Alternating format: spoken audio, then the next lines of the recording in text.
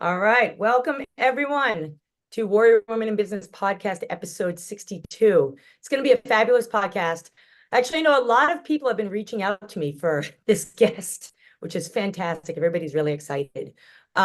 So before I get into the podcast today, I'm going to just give it, for those of you that are new to Warrior Women in Business or may have missed the last, I don't know, 4 amazing episodes, with very thankful for my guests.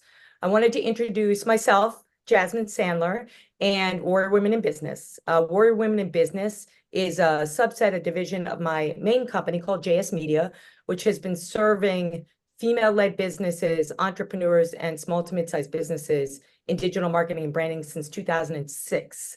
I started Warrior Women in Business about 10 years ago because I saw a real need to bring women like the woman I'm really lucky to have on today, and all the fabulous guests I've had, not only in my podcast, but my conference and event series, to female entrepreneurs and women that are very career driven, so they can share their stories, their advice, and act as mentors and role models for women, and that so we can collaborate and not compete. And that's really the mission of Warrior Women in Business.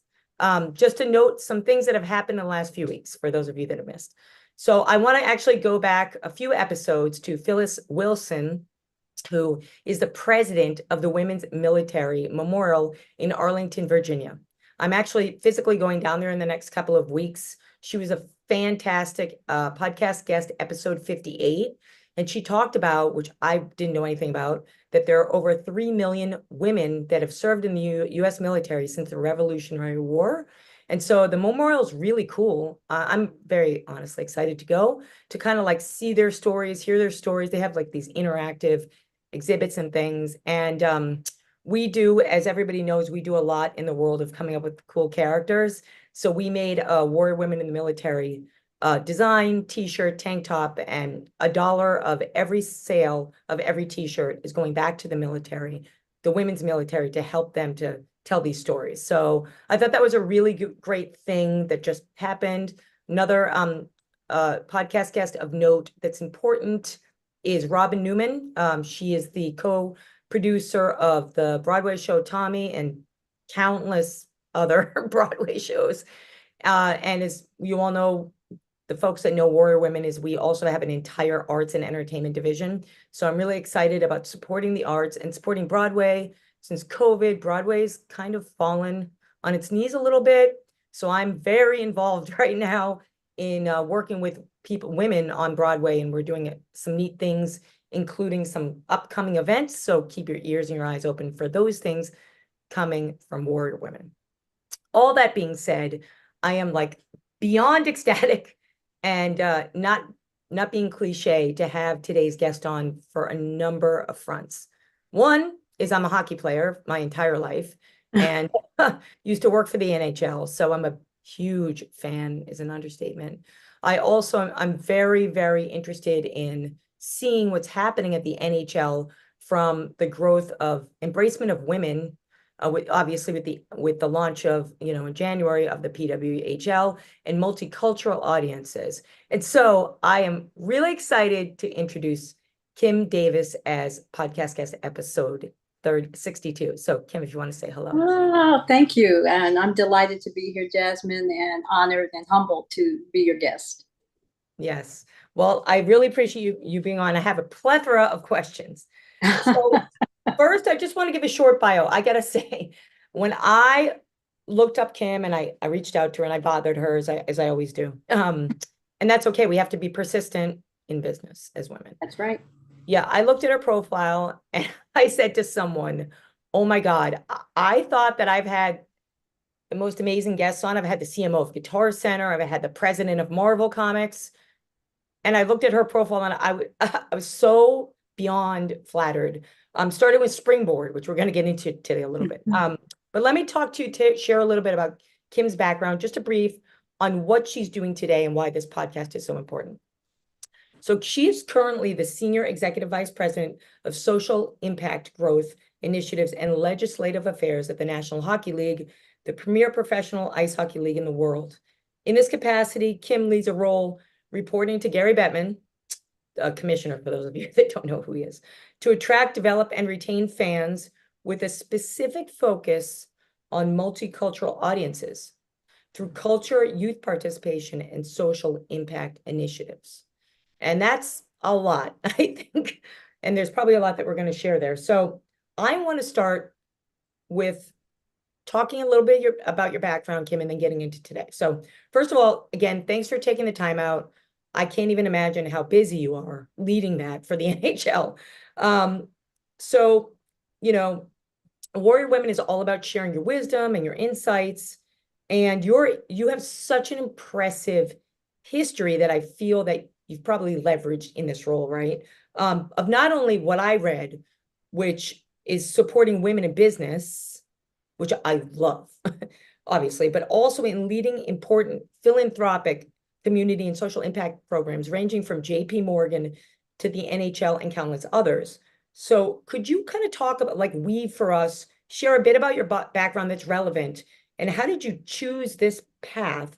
And what in those former experiences do you think has helped you to gain and sustain these leadership positions? Oh my God. Well, that's good. That one question is going to take us through the entire hour.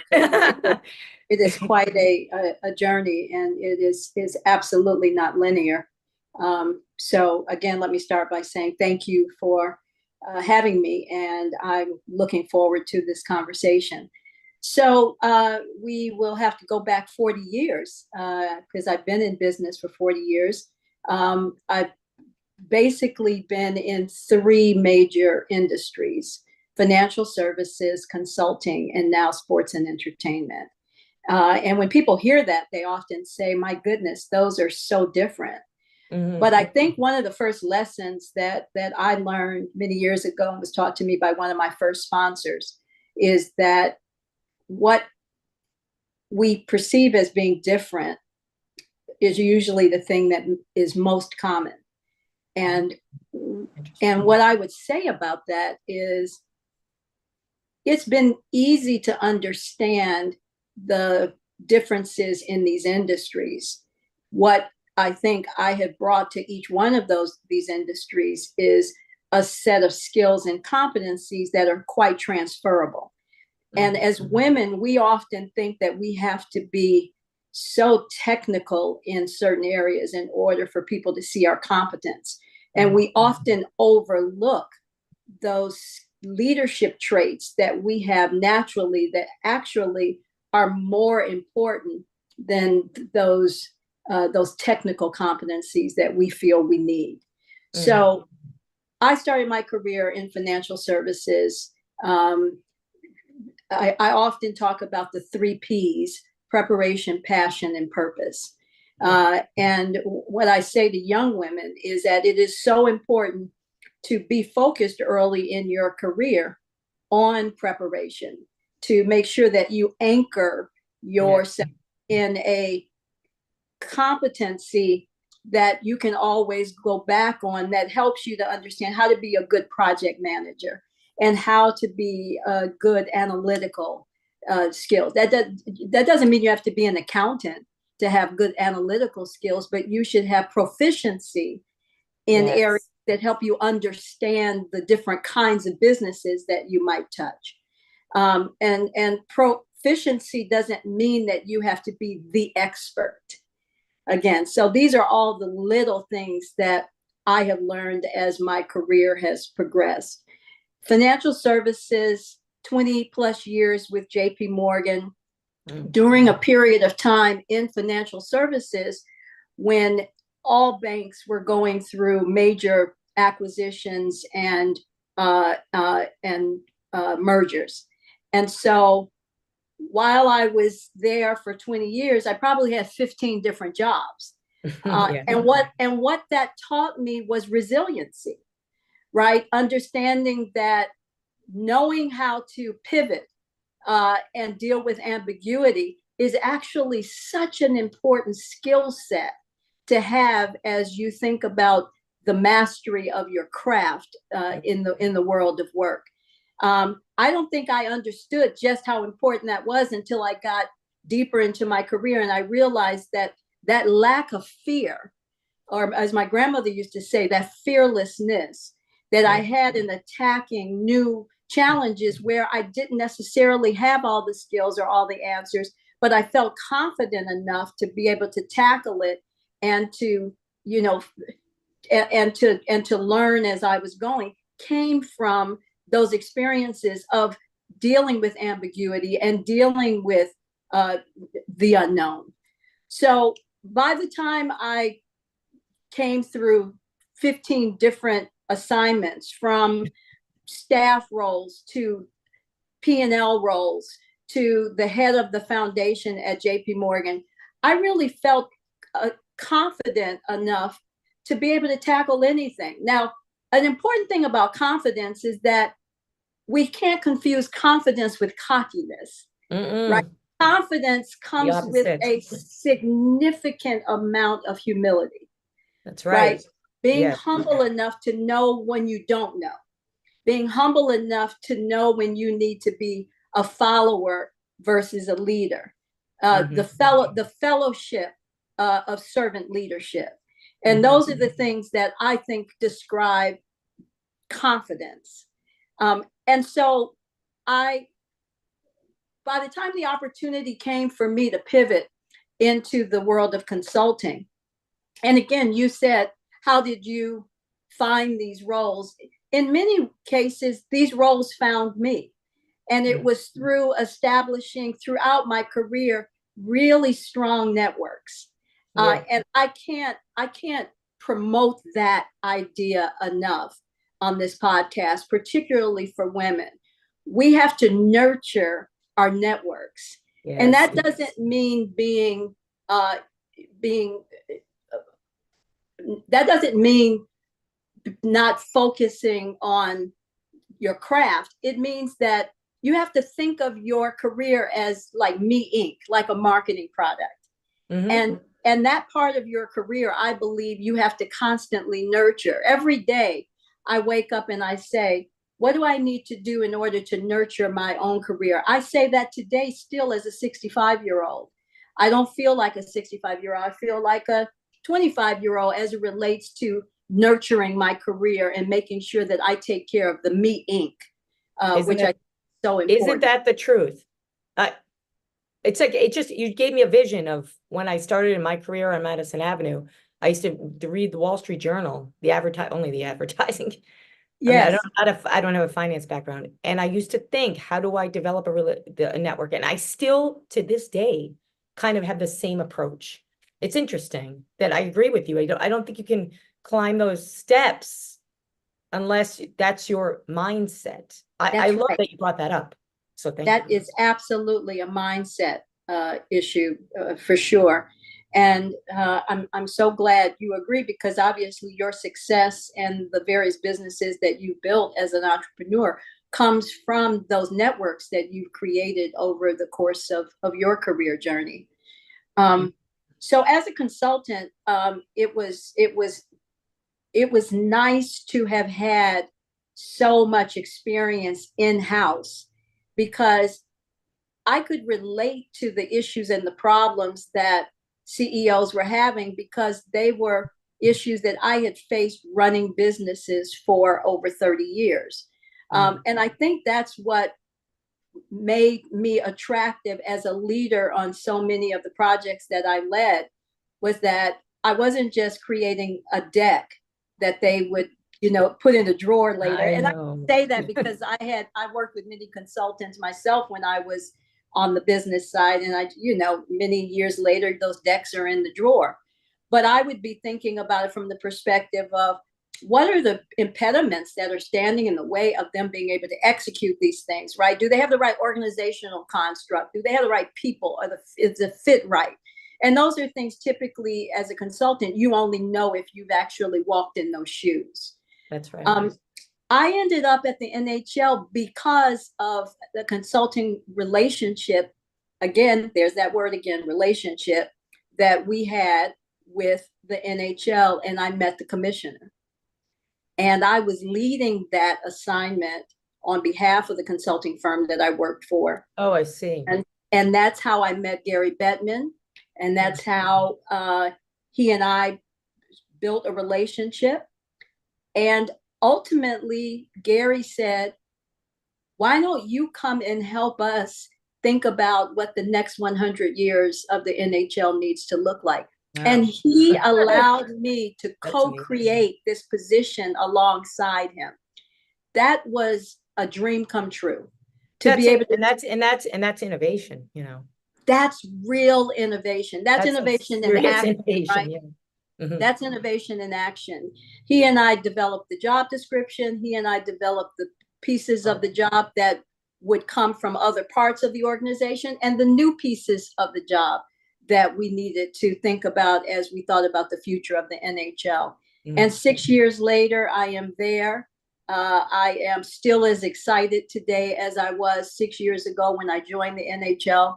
And I'm just happy to be able to talk about the work that we are doing to make sure that our sport continues to be relevant and is poised for the future.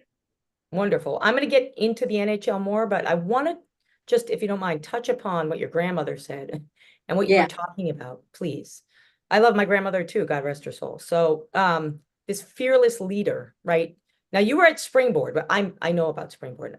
It's an amazing organization, right? So, you know, you've done a lot of work supporting women, and I'm sure that you've worked with female leaders, especially to me, Springboard just stands out. Are there any, for my audience, right, who are aspiring leaders? A lot of them actually, Kim, are executives that are now venturing into entrepreneurial ventures. So Yes. I have both sides, but what characteristics can you talk about or point to in the work of supporting women, particularly female leaders? Because I think you've worked on both sides. Like you said, you run companies within organizations as well. So I'm just wondering if there are any characteristics you can talk about, or maybe even a story about fearlessness in women and how they can climb, because you can't get to the proverbial top without being fearless in so many situations. And I'm just wondering, in your own experience, what does that look like? A story or maybe some tips for my audience? So let me start with a story, and it's a story about my grandmother, Okay. Dr. Rose Butler Brown, who was the first Black female to get her PhD from Harvard in 1939. And she was one of only 2 women in the PhD program. And she would tell me about the other woman who refused to study with her. Oh. And what was so encouraging to me as a young woman listening to her story was that she did not use that experience. She was not bitter by that experience. She used that to catapult her into service for women, service for children, so that that experience would not happen for the next generation. Mm-hmm. And I appreciated that, because I think that's one of the most important attributes of leadership generally, and for sure leadership for women, is that sense of, so what, now what? Right? Yeah. Not It's a hard lesson to learn. I'm glad you're bringing this one up. It's such a hard lesson, and it is easy when you've had a souring experience to let that impact what your leadership stance is in the future. And she always said to me, being fearless doesn't mean that you aren't scared. It means that despite your fear, you go beyond, you push yourself forward, that you set the example for others to follow. And that is really what I grew up under. I grew up under models of strong women, from my paternal grandmother to my maternal grandmother, my mother. And that, I think, we can never underestimate. It doesn't mean that you can't be a strong female leader if you don't have that, but something about that journey of strength really gives you a sense of freedom to be able to be your authentic self. And I think that would be one of the things that has been most enduring in my career, is the freedom that I've always felt, even when I didn't even know what I didn't know. But I always had this sense of freedom to be my authentic self. It's interesting. You're like talking about being comfortable in the uncomfortable, Yes, which yes. is And I very say that all the interesting. time. Yeah. What's that? I'm sorry, I didn't mean to interrupt you. What did you No, say? I was going to say, I say that all the time. Getting comfortable with being uncomfortable. That really is that space and that place of fearlessness, is again not trying to pretend that we aren't scared, because there are many moments even today where I am very, very uncomfortable and I'm scared, but being able to push yourself beyond that place, I think, is such an important leadership trait and attribute, particularly for women. Yeah. Oh, I couldn't agree with you more on that.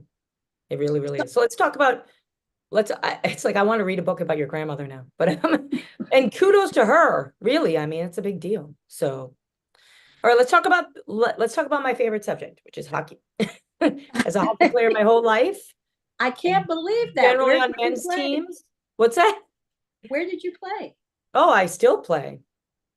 Anytime Wow. you want to break out for lunch. Uh-oh. Yeah. So no, I started playing late actually. I was in grad school in Miami and it's ridiculous. And I've always worked. So I worked for the Panthers. Okay. And then I started playing then, joined a men's team. I always played roller hockey, but never ice. And I've just been playing ever since. Tournaments. I was a president of a hockey association. I love hockey. So yeah, I play on women's traveling teams. That's fantastic. But I like both. I mean, in anything, in hockey or in life, especially in hockey, uh, the higher talent on the ice, right? For me has always been, and I think other hockey players will agree, is what raises your bar. So Yes. I've been the opposite. I've always been the woman who, when people said, well, why don't you just play with girls? I would say, okay, well, how good are they? And I'd encourage them to get better, right? To make a level playing field on the ice. So Yes. let's Yes. talk about hockey for a second. Okay. Okay. So there's a lot that goes into the sport and the fan development. I want to understand more about your role specifically. You talked about, I love that you gave the background on how you met Gary and then you created a position.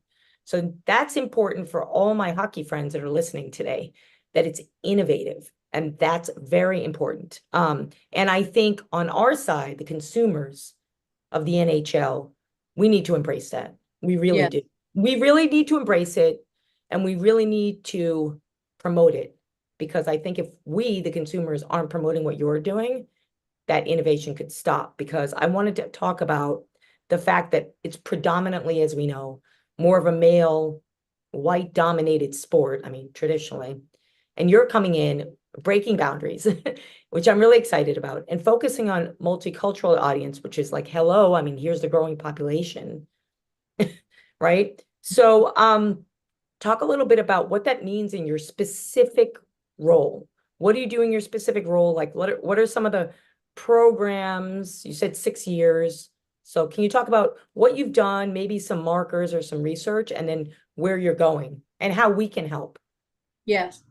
So I would begin by saying, whenever people talk about hockey, the first narrative that they describe is this narrative of it being a white male sport.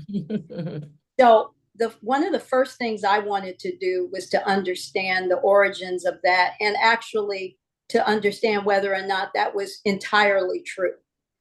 So as we got under the data and the research 6 years ago, what we understood were the following. Number one, at that time, over 15% of the current hockey fan base were multicultural.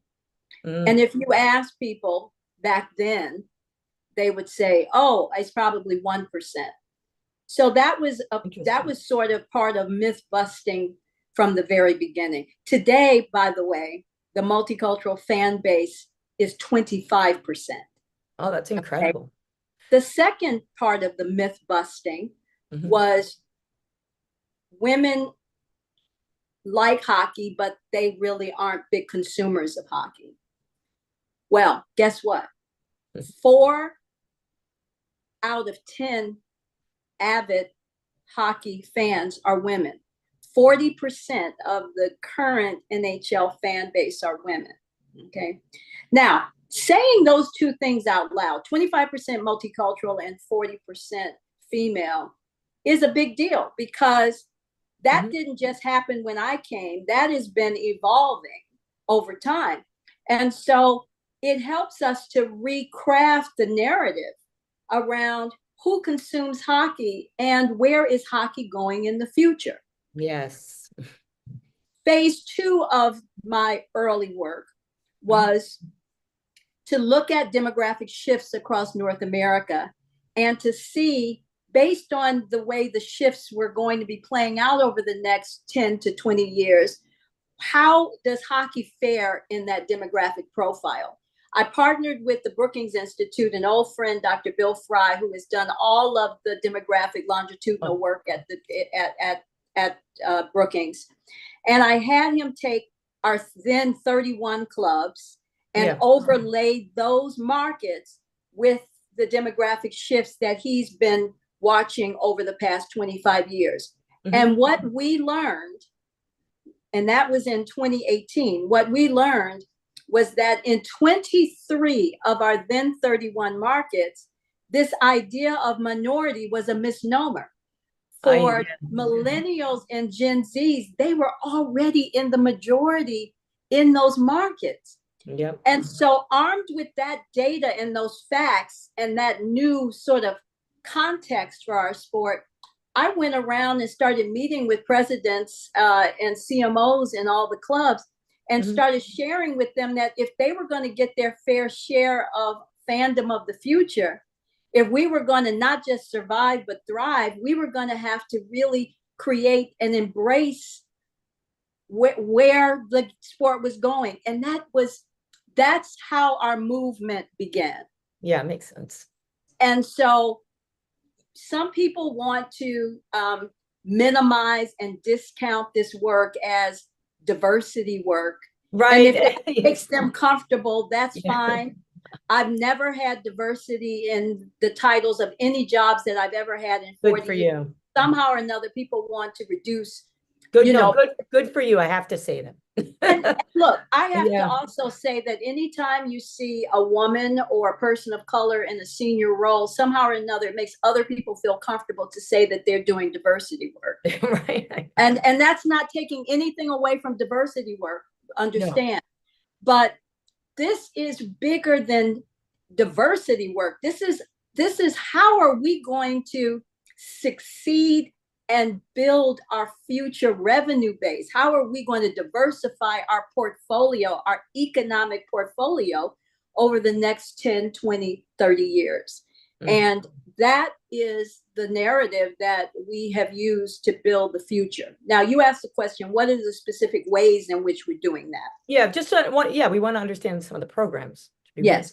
So there's sort of 3 verticals, if you will, of work. The first is youth participation. We know that if a child gets involved with hockey early on, there's a 3 times chance that their family and themselves will be fans of our sport. So youth participation is a critically important element of building future fandom in our sport. 10 years ago, the NHL, and again, because you played hockey, sometimes the humility of our sport gets in the way of our being able to promote just how much progress we've made. So part of what I've been able to try to do over these 6 years is to get us to talk more and to brag a little bit more. Like, bragging isn't negative, right? As long as you continue to be humble, you can brag and you can be humble at the same time. Yeah. The fact of the matter is, I like that. 10 years ago, we developed a initiative in partnership with the Players Association called the Industry Growth Fund to put significant millions of dollars in communities to help get new audiences, new kids, new families involved in our sport. And since that time, we've touched over 1 million kids in our Learn to Play, our Learn to Skate programs across North America. That's something to celebrate. We are now in our 10th year of that programming, and we put over $150 million in communities to help families who can't afford. And I got to tell you how much that works, because I also work for the Lightning. I just wanted to bring this up with the Tampa Bay Lightning when they first came into the league, right? They, they're like an extension team. Right. Those of us that are classic, from Boston and New York are like, oh, it's an extension team. It's no big deal. But what I saw was, because I worked the All-Star game, what I saw was this awesome community development. And I think it helped the club, obviously Stanley Cup winners. I mean, the Lightning are amazing. It's ridiculous. The Lightning, right?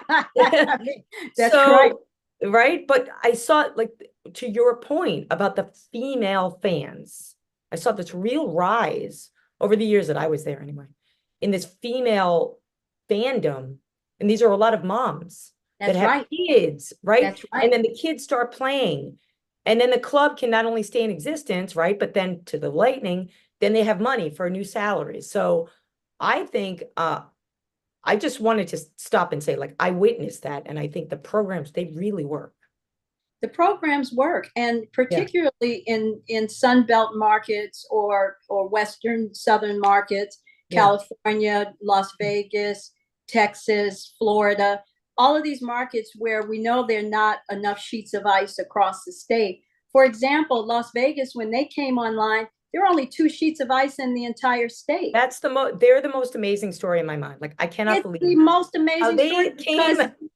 and they engage their fan base in many ways through ball and street hockey. Yep. Right. And so it is absolutely a testament to what I see as the 5 key attributes of the fan today and the fan of the future. And that is youthful, female, multicultural, tech savvy, and purpose driven. Those are the key attributes that are going to take us into the future. And so to be able to put programming in place, we just developed the last couple of years a new twist on street hockey called NHL Street, where we've combined food and entertainment and fashion and music with ball and street hockey in a way that it can either be an on-ramp to ice or it could be in its own ramp. And to do that in urban places or rural places where there's no ice, to make it easier for families, because we know that ice hockey is a big commitment, time commitment. Families are changing, so we have to adapt and innovate, to your point, around the ways in which people consume and the way people live today. And that's the way we are thinking about the sport from a participation point of view. I love it. No, I'm sorry. Go ahead. Keep going. The only other thing I want to talk about was how purpose-driven the youth segment is, and how they align with brands that are thinking about ways in which they can contribute to society. And so we have been very focused and intentional on making sure that we use the economic resources of the NHL to help build stronger, more vibrant communities. We know in so many of our markets, the NHL is one of the largest employers, right? Yeah. And so we have to talk about the economic value add that we're adding, and how we're giving back to the communities through the foundations and through our community relations and all of the things that have really helped to catapult many of the clubs that you just described, like the Lightning, like the Golden Knights, like San Jose, because their community involvement has been so robust. It has helped to build their brand among consumers across the board. Yeah, no, absolutely. Definitely. You bring up San Jose. It's just another like Cinderella story out there, and I just love to see it. And it's always interesting as a hockey player, a fan, somebody used to work for the NHL. We'll see a new team and we'll kind of talk and we'll say, do you think this team's going to develop? And then the Vegas Knights, it just gives me goosebumps. Like, how quick and the experience that they built and the fans, and forget about the talent, so it's just amazing. Okay, so I have a question about female leaders in the NHL and female leadership in general.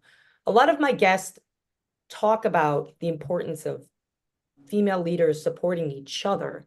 None of them from a hockey in the NHL, or primarily none in sports. So I'm just wondering, at the higher levels in the sports industry, can you share a little bit about either any organizations you can point to or resources for women connecting with other female leaders, connecting with other female leaders in the sports industry? I've seen a tremendous improvement in collaborative leadership with women across the sports industry in the 6 short years that I've been here. In many ways, I would say a number of organizations have really contributed to that. The one that I think has made the greatest contribution is WISE, Women in Sports and Entertainment. And Kathy Francis, if you haven't had her on, you should have her on, because she also has an amazing career portfolio. Kathy and I knew each other 30 years ago in Hartford, Connecticut, 40 years ago, frankly, at Aetna Life and Casualty. But she has— I was going to say Aetna. Yeah, she worked like the pillar of Hartford. That's right, particularly back in the 80s. Yeah. But Kathy has been working with all the major sports leagues to create leadership programming for women in sports, and I tell you, it has really paid off. Sports is a very patriarchal and masculine leaning industry, but there are amazing stories of women that are excelling, and I've seen an amazing catapulting of women in the NHL just in the 6 years that I've been there. The governors, the owners that are sitting around the board table today have increased significantly in the 6 years that I've been there. The number of female— That's a big shift, I gotta say. It is such a huge shift, Jasmine. That seems like I remember hearing about one of the female executives at one of the clubs, and I was thinking, wow, it's great. Like you traditionally we haven't seen that. So we've got female presidents in Montreal, in Chicago, in Philadelphia. I mean, we have such amazing leadership, and many like myself have come from other industries. And so I think it's important. It goes back to my earlier point about transferability of skills. Yes. And we should not be afraid to go to other industries, because it's the skill set and the experience that we bring. And sometimes that diversity of thought around the table allows people to think very differently, because you're bringing a perspective that otherwise had not been there. So diversity from that perspective comes in so many different shapes and sizes. And I think that's so critically important to building high performing teams, for sure. Yeah, well, as an entrepreneur, I can tell you that getting people involved to think outside the box or come from different angles, even some of the things that you've talked to me about today, it's in the back of my mind that, you're coming from a different perspective with a different background. And so we can learn from each other. We have to be open. Yes. Let's talk a little bit about what gets you the most excited. Like, I know it is really exciting what you're doing at the NHL. Now that I actually have time to talk to you and think about the progress that I've seen from an outsider perspective, right? What's inspiring you now and give you kind of like the most hope going forward for other female leaders? It can be inside the sport industry, outside the sport industry, it could be in finance. Yeah. Just women in general, female leadership. What's exciting you? What are some of the things? I mean, I love that you brought up WISE. I've been to a few of their events, but no, I don't know her and don't really know too much about it. Where you think that, women in leadership are on the rise. What's exciting you there? I can't tell you how encouraged and excited I am having exposure to this young next generation of leaders. And I'll give you a very concrete example. A couple of weeks ago, I had a lunch and learn session with the summer interns that were at the NHL. 75% of the interns were women, number one. That was exciting enough, right? That's pretty exciting. Okay. Yeah. But sitting in that room and listening to the questions that they were asking me made me feel like, man, the future is going to be safe in these young people's hands more broadly, but specifically the women who had a sense already of fearlessness and a willingness to be vulnerable. Let's talk about vulnerability for a minute, because this, again, you asked earlier about what are some of the important traits of leadership. And I think one of the most important traits of leadership, and it's something that I think women can teach men to do more of as women leaders, is to show vulnerability. Vulnerability builds trust. And, I often talk about two forms of trust: earned trust and granted trust.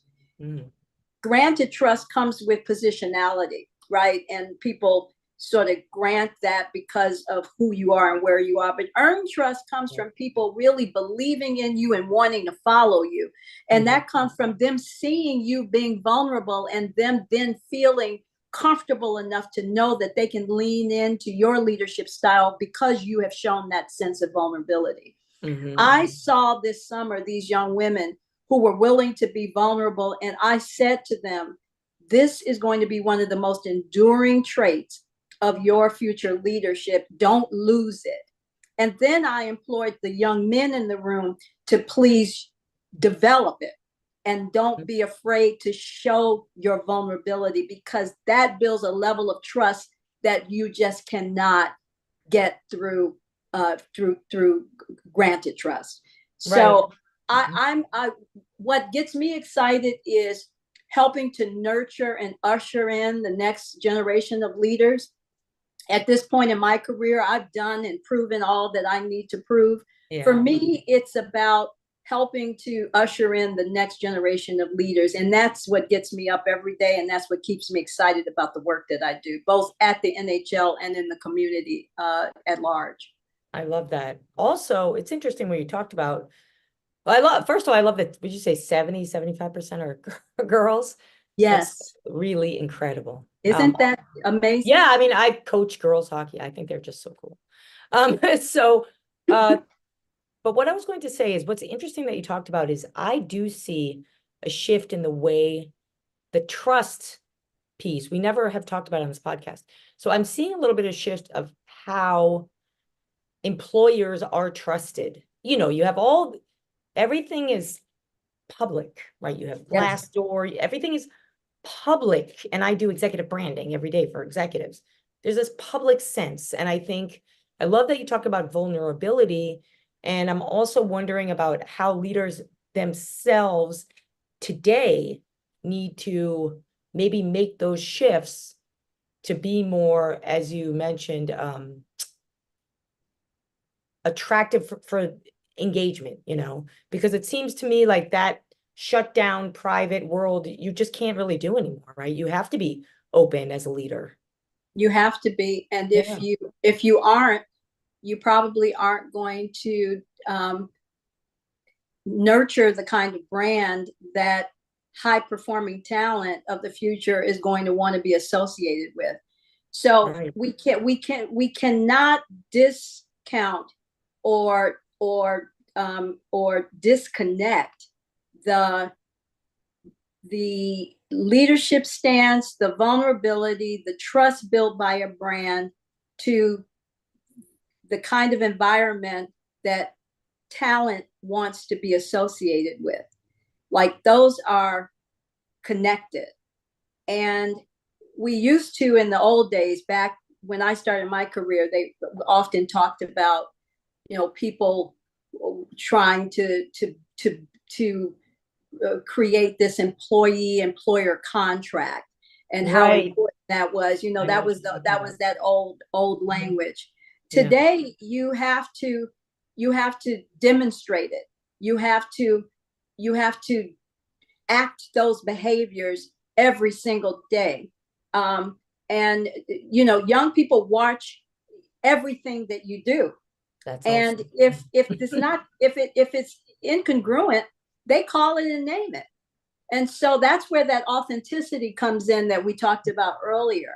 You know, being authentic, being willing to say, you know what, I didn't get that one right. I made a mistake with that. You know, Yes. that people want to know that leaders, people that are senior, make mistakes.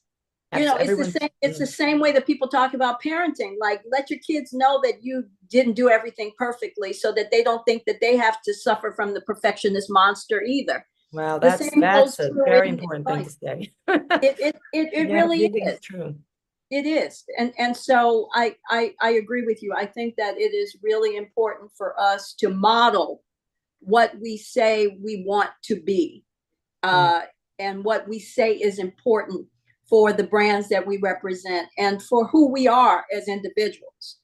Because people want to bring individuality to the workplace, and they don't want to have to leave that at the door when they come into the places of work. And so we have to nurture and honor that, I believe.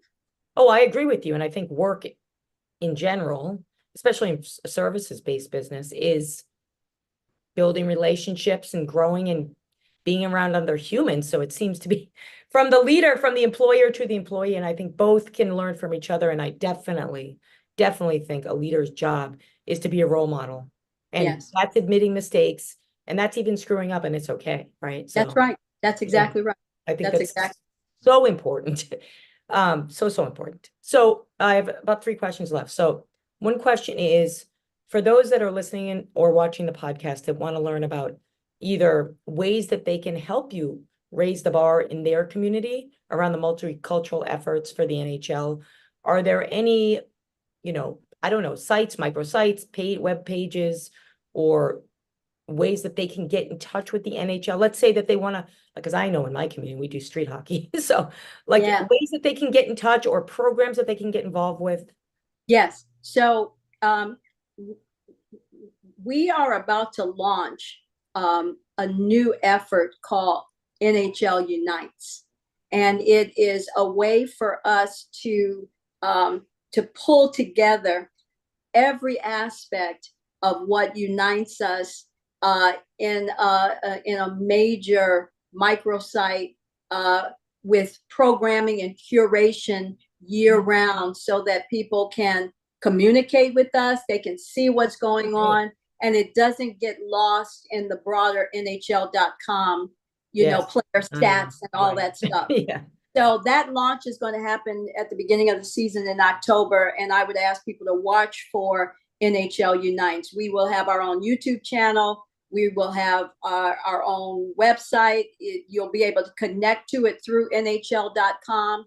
It is going to be so exciting. And what it's going to do is to let people see that secret sauce that makes the avid fans fall in love with the sport, and they can see that the sport is welcoming for everyone. So we are really excited about it. It's something that we've been curating. I actually thought about this architecture when I was a consultant, and it was a fine wine before its time, and now it is finally right. I understand.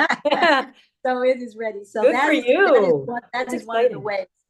I'm also very active on LinkedIn, and I'm always open to people giving me both positive and constructive feedback about the ways in which we can engage. And I do respond to people on LinkedIn, as you well know. Yes. So I'm happy to be that funnel into any parts of our organization, and I can put people in contact with people who it may not be my area, but I can make those connections. In the local markets, our Learn to Play and Learn to Skate programs, all of the social impact work that we do, the NHL foundations. We have a big foundation in both in the U.S. and in Canada that we just relaunched in the last year. So we have to continue to do a better job of showcasing to people all of the great work that we are doing, and for them to know that this is not new to the NHL, that we have just not promoted ourselves in the ways that maybe other sports do, and we are excited about doing that. Okay, that's fantastic. I lied. I have two. I now have one additional question before I get to the last two. Well, you Okay. answered the last one, so there's really two. Okay. So, question more on the hockey level is obviously my teams, my fans in hockey want to understand what does this look like at the farm level, and what does this look like at the college, high school level? Yes. Bringing in, hello, we're looking for more players that are multicultural, or Yes. attracting more women into the PWHL. So can you talk about those things a little bit? Yes. I'm going to send you a little sizzle reel that we put together at the end of the season, and maybe you would be willing to put it on your for your viewers. Absolutely. But it showcases how the pipeline for players has extended and is opening up like at amazing levels. This year's draft was the most diverse group of draftees in the history of the NHL. Oh. And this piece that I'm going to send you showcases that diversity. It is amazing to see how the pipeline is building from the youth level, from U9 all the way up. We're seeing more kids go to college who play hockey. NCAA hockey is increasing like crazy. Yep. Last year, there were 13 women of color who were captains of Div 1 hockey programs. That is unbelievable. Yeah. And so again, these are the things that we are curating under NHL Unite so that people see all of that information in one place. Another great example, the first ever hockey program at a historically Black college launched this year, Tennessee State University. Oh, wow. Really? In large part because of the partnership with the Nashville Predators, we were able to build that. I love the Predators, I got to say. Another amazing I love that club team. For all the same reasons as, Vegas. Very yes, similar. Right. That's exactly right. And so, with the PW finally emerging and us having one professional women's league, we now have a place for all of that female talent that we've been building through all of our female programs to now go into the professional ranks. So you're going to see that happen. Like in the next 5 years, women's hockey is going to explode, and we are excited to be partners with them on that. And we use all of our resources. We support all of their government relations out of my team so that they can take advantage of everything that we have already, so they don't have to build that muscle. And so this is just an exciting time in the sport of hockey. Again, youth, multicultural, female, tech savvy, purpose driven. Those are the 5 attributes that are going to really define the future of our sport and sports in general. And we are poised, unlike any other major sports, to capitalize on that. We are in a really fantastic place to take it and really accelerate like we've never done before. Yeah, well, it's really exciting. It'll be exciting to see the PWHL grow, and also it'll be exciting to see how the fan engagement is and how the communities develop. Because what's exciting to me from the outside is also, as we talked about with the Sharks a little bit, how the communities are embracing in all these kind of like newer markets, non-traditional markets. That's right. To me, it's like, as a hockey fan, I'm like, oh, I get to go to a new city, and it's really exciting. That's right. That's exactly right. And, with our latest edition in Utah and Salt Lake City, a tremendous that's right. excitement there. Utah Hockey Club will launch at the beginning of the season. So, there's excitement all over North America, as well as our international efforts, both in terms of infrastructure being built internationally, but also connecting the diasporas of places where they play hockey, like in the Middle East and in Africa and in South I was America. actually thinking of Dubai. Yeah.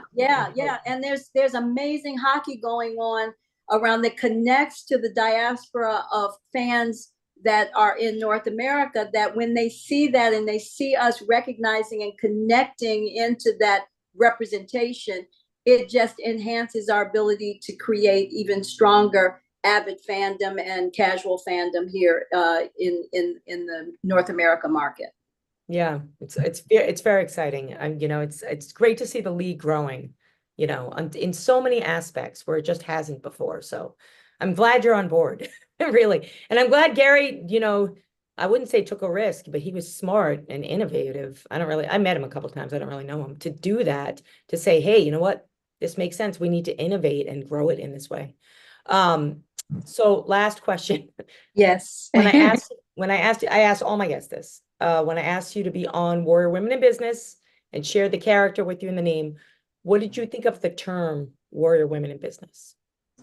Oh, I just loved it. And it was the thing that attracted me to want to have this conversation with you, because I do think that the idea of being a warrior is really about those attributes that we talked about: the resiliency, the ability to be humble, the fearlessness, the service. These are all the things that warriors inhabit.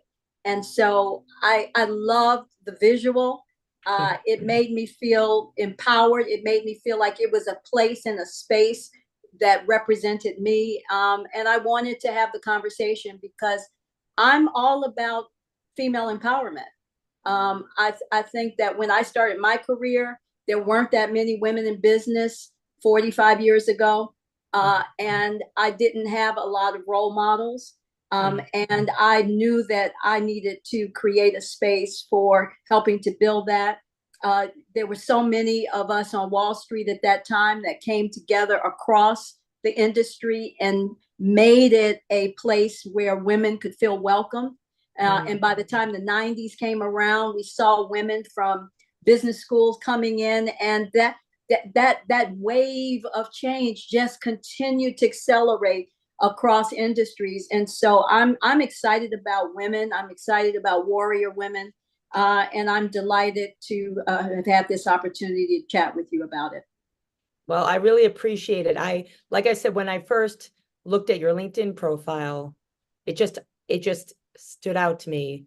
A lot of women, they want to help other women, but I haven't seen that they've really done it. And it's not easy, right? It's not easy. Oh, it's not easy. This Warrior Women in Business is my second business. It's not easy. And I know it takes an army. It takes a community. It takes more than you. Right. I mean, it takes. So I was really excited to hear, that's why I asked you so many questions. I could ask you a million questions. But I really wanted to understand how women truly do support women, what that looks like, how we can help each other. That's why I asked you about, and we'll put in the show notes after this is edited for everyone, some of the resources, some of the, whys you mentioned, yes, some of these other organizations. But I'm really happy you gave us so many golden nuggets today that we can really use as we move forward. And the most incredible thing I think we talked about was that I love that you talked about that trust and the importance of leaders being the role models and being authentic, because I think that what my guess is that could really help this shift happen. I think so. That vulnerability piece, I think, is, in the old days, they used to call them soft skills. I call them core skills. These are the skills that count. These are the skills that make or break your leadership stance. And there are a lot of people that are good technically, but they are not leaders. And we need leaders. We know that. We see that across the country, right? We need leaders. And so thank you for having a platform that is focused on warrior women, where women can find a safe space to have these authentic conversations and to listen to people that hopefully are being authentic and telling the truth about the things that are good and the things that are not so good, that help make us better. So thank you for your role and your place in all of this. You're welcome. You're welcome. I think to that end, I think the leader, I always say, people say obviously my answers changed over the years, but now I just say, they say, well, what do you want to do with Warrior Women in Business or your business? And I always say, I just want to have impact because I think that's what we're supposed to do. That's it. It's When we impact. stop and we look at it all, it seems like the job is if you're going to take this hard road as a leader, whatever that may mean for your organization, is to have that impact. And like you said, like with the interns, you talked about it and all the great things that you're doing, you're having impact. So Well, that's my desire and my hope and my drive. So there you have it. Well, I love it. Before you go, I'm just going to mention a few things, but first of all, I want to really thank you, Kim, for being on. You've given us so much advice, information. I love the stories, and I'm truly excited not only for where hockey is going because I'm a hockey player, but there's a lot of people that listen to us don't even pick up a hockey stick. Yeah. But where women are going and where communities are going and large organizations and employers like the NHL are supporting communities. Like it's the corporate coming in and doing what I think they're supposed to do. So that's exactly right. Kudos to you and Gary and the whole team over there. That's fantastic. So a couple of things I want to mention. My next guest coming up next Thursday, no one should miss this. As I mentioned up front, Warrior Women in Business, we support women in business, but we also do a lot for the arts and entertainment because I am a musician and it's my second love, hockey and music. And so I have the interim CEO of the New York City Tourism Board. And so cool. And I'm really excited about what we're going to talk about in terms of what's happening. There's so much happening in tourism where it used to be, where it's changing. To your point, multicultural population, how that is affecting tourism. How are they embracing that? How are they speaking the language? As I talked about earlier in the podcast, how are they supporting the falls of Broadway, the restaurants, post-COVID? I have a list of questions. But for all of us in New York, I think we're going to benefit by understanding and being aware of what's happening and how our city is supporting our everyday life. So that's coming up next week. And that's episode 63. We have events coming up. As those of you who are members of Warrior Women in Business, we do have events planned for Los Angeles. We're split between New York and Los Angeles. Mainly everything's been New York. I'm ready to go out west. Yeah. So that'll be coming up probably in 2025. We may be doing something with the PWHL. I've been talking to the folks in LA about that to help to raise the salaries for women in sports. I'm a huge proponent of this. So there's a lot that I'm working on, my team's working on, and we're hiring at Warrior Women in Business also. Any of the girls that really want to become Warrior Women leaders, please reach out to us. WarriorWomenBusiness.com. Check us out on social media. I'm rapidly growing this organization, and we're looking for women that want to become leaders and want to help other women. So fantastic. So with that being said, I'm going to sign off the live stream from Warrior Women in Business, episode 62, with Senior Executive VP of Social Impact at the National Hockey League, Kim Davis. Thank you so much for being on today. And we look forward to all your information and the video that you mentioned. I'll be sharing that with the audience as well. So thanks, everybody. From Warrior Women in Business, Jasmine Sandler and Kim Davis.